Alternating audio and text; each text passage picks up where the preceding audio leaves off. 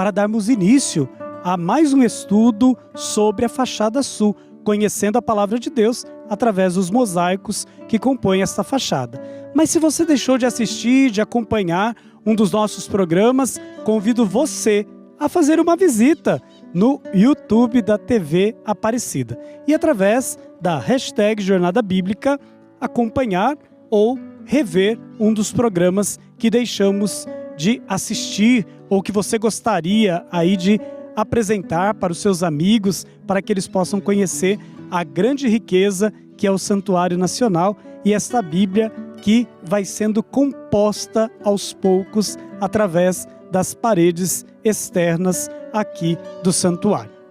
Neste mês, a nossa jornada está sendo diferente. Estamos do lado externo do santuário, saímos do nosso estúdio para vir aqui conhecer um pouco mais as paredes externas do santuário que nos revelam o mistério de Deus. E estão nos ajudando a fazer esta jornada a professora doutora Vilma Tomaso e o Rodolfo, que faz parte aqui do circuito turístico do santuário. Para a gente começar o nosso bate-papo, professora, a gente já conheceu tantas coisas boas desta fachada, tantas riquezas, tantos detalhes, mas a fachada ela está falando sobre o Novo Testamento. E nós temos no Novo Testamento muitos personagens. E entre os personagens nós temos uma figura importante, João Batista. Mas também, ao lado de João Batista, aqueles que foram os primeiros a serem chamados por Cristo. João veio para preparar e depois Jesus chegou e foi chamando, constituindo um grupo para contribuir com esta obra de evangelização. Aí aparece um personagem muito importante na história da salvação, Pedro, um homem às vezes de cabeça dura, mas de um coração tão grande que não cabia dentro do peito. E depois nós temos também, nesta fachada, uma iluminação, uma cena diferente que fala sobre as trevas, né? A luz que resplandece sobre as trevas, com uma referência aí ao Evangelho, a carta de João, a primeira carta de João 1,5. O que a senhora poderia nos falar, né, destas cenas? Bom, esse lado da fachada é o lado... essa lateral da fachada sul, ela é toda dos mártires. Começa com João Batista, que Salomé dança para o rei Herodes, que era seu padrasto, vamos dizer assim, e pede a cabeça e o Herodes concede, né? E ele quer o aplauso do mundo. E abaixo dele tem também outro primeiro mártir, apóstolo, que foi Santiago, né? E eles, os dois, olham para o Cordeiro, para a ressurreição. Então a gente começa por ali, a gente vê esse Herodes de novo, não é aquele mesmo, é o filho desse, né, que manda também cortar a cabeça do João Batista. E abaixo nós temos Pedro, que vai para a prisão. Agora, eu acho que o importante, o senhor falou da luz, né, é que Pedro se entrega com os braços abertos como Jesus. Ele fala, é a vontade do Pai, né? Tem alguém que o empurra e a gente vê com as mãos brancas, então ele está seguindo a vontade do Pai, ele não faz nenhuma resistência. E o sofrimento na graça, porque a prisão está iluminada. Então, uma coisa que eu acho interessante quando eu observo, quando eu contemplo essa cena é que a gente não vai morrer para ser feliz. Com a graça, a gente é feliz aqui. Olha a situação de Pedro, né? Depois ele vai ser crucificado. Depois ele abre, dessa vez ele sai da prisão. A prisão está aberta, ele vai embora. Né? Milagrosamente, né? O Espírito lhe mostra. Agora, depois temos Paulo também, outro mártir. Paulo que batiza, né? O carcereiro-chefe. Então, a gente vê todas as situações difíceis em que se apresenta a graça, né? Apresenta-se a alegria de viver no sofrimento. Isso eu acho muito bonita, essa dimensão. É uma grande riqueza teológica, né? Que vai nos fazendo entender que Cristo sofreu, mas não fomos criados para o sofrimento. Não. Mas por meio dele nós somos criados para uma vida livre. E esta vida livre nós temos quando, a exemplo de Tiago e de João, a gente mira, né? Olha a ressurreição. E ali nós encontramos aquilo que é o fim de todos aqueles e aquelas que seguem o Cristo.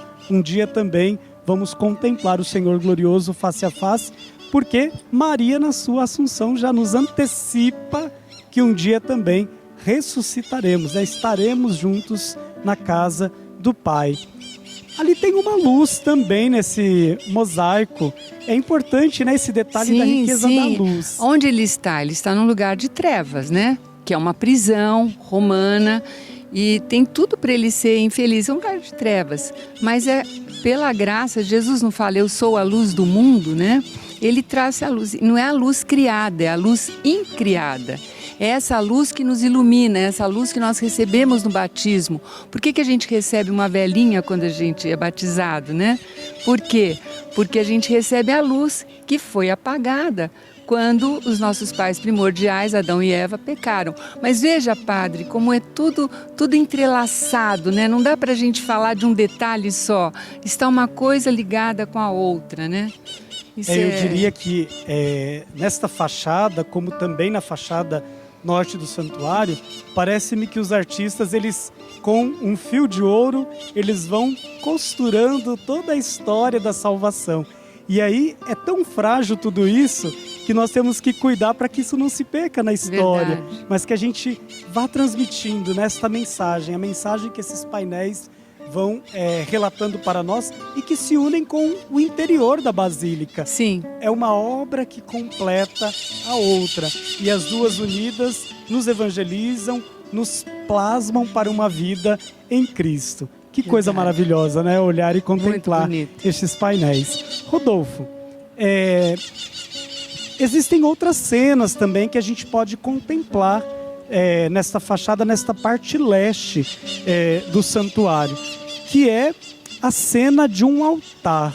A pedra que os pedreiros rejeitaram tornou-se a pedra fundamental, a pedra angular. Mas aqui há uma diferença. Os artistas representaram, né, teologicamente esta cena. A pessoa que passar aqui pelo santuário e contemplar este quadro, o que nós podemos beber dele?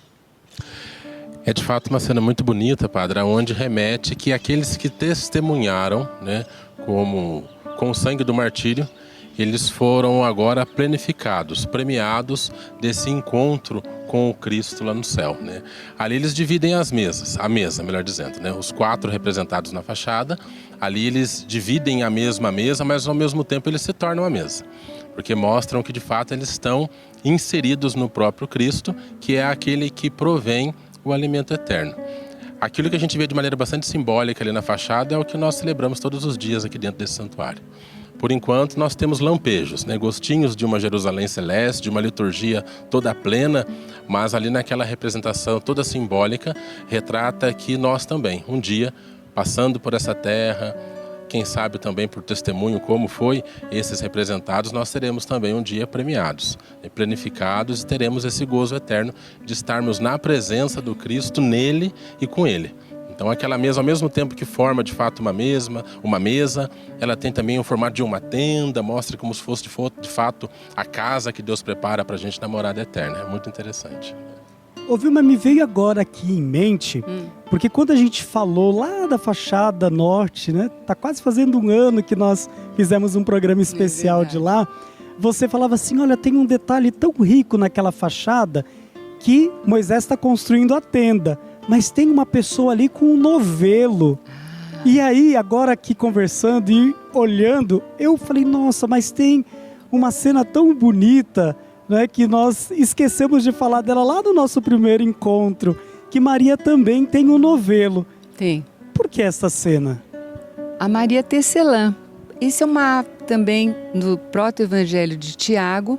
Maria, ela é apresentada no templo com 3 anos, por Joaquim e Ana, seus pais, né? O nascimento dela também é miraculoso, é um mistério.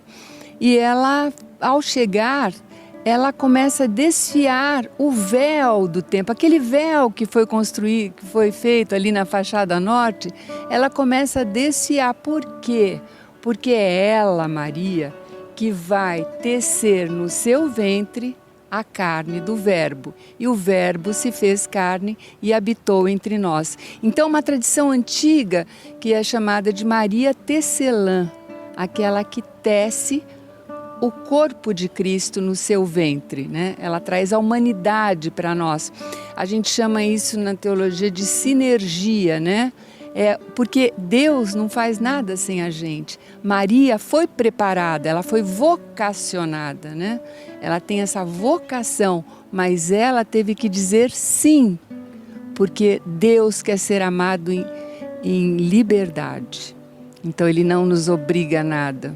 Assim como Judas resolveu virar o rosto, ir embora, deixar a santidade, Maria diz o seu sim e traz para nós a santidade. Eu fico muito feliz porque esse santuário é um santuário mariano, né?